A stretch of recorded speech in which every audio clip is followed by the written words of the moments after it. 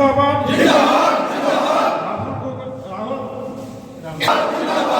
गांधी जिंदाबाद गौरव गोगोई जिंदाबाद सोनिया गांधी जिंदाबाद बर' जिंदाबाद बर' जिंदाबाद जय कांग्रेस पार्टी नमस्कार खुलुमबाय खोब गोजोननाय मोनदों आरो नोंथांमोन मिडियानिसिमबो गोजोननाय होबाय आरो साफ्रोमबो नायगिरि बिथांनिसिमबो गोजोननाय जासिहरबाय। दिनै जोंनि दोलोआव 200 जननिबो बांसिन गोबां दोलोनिफ्राय फैनानै जयेन जाफैदों। बेफोरनि मादावनो दङ इउपिपिएल दोलो, बिपिएफ दोलो आरो बिजेपि दोलो। बे मोनथाम दोलोनिफ्राय फैनानै गोबां दैदेनगिरिजों लोगोसे बेयाव मान्यगण्य व्यक्तिफ्रा दिनै फैनानै जोंजों कंग्रेस दोलोआव जयेन जाफैदों।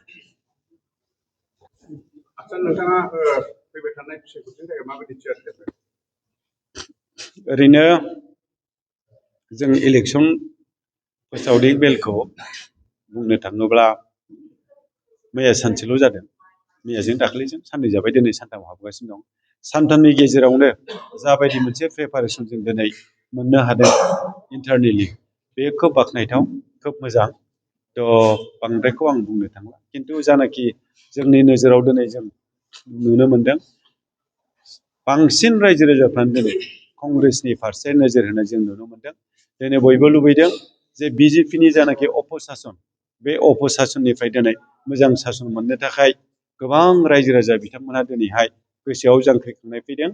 कंग्रेस गभर्नमेन्टखौ आसामाव एबार लाबोनानै गौरव गगोई सारनि नेतृत्वआव बिथांमोनखौ चिफ मिनिस्टार खालामनानै आसामखौ मोजाङै सालायनो थाखाय एबा सालायगोन बेखौ आसा खालामनानै गोबां हारिनि रायजो राजा बिथांमोनानो दिनै जोंनिसिम फैदों आरो जोंखौ खावलायदों जे एनिहाउ जेखुनु खेथ्रआवहाय फासयनो नाङा, जोङो नोंथांमोनजों दङ, जों मदद खालामगोन होननानै जोंखौ साहसबो होफैदों।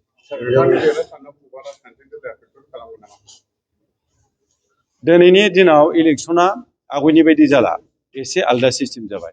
सिगाङाव मा जायोमोन, बबेबा मोनसे दोलोआ दोहौ लाबोनानै गारि घरा बुरजा सालायनानै गोबां मानसि थुबुरमा देखायनानै गोबां जयनिं देखायनानै आगयाव देरहानाय माखासे प्रसेस जों नुनो मोन्दोंमोन।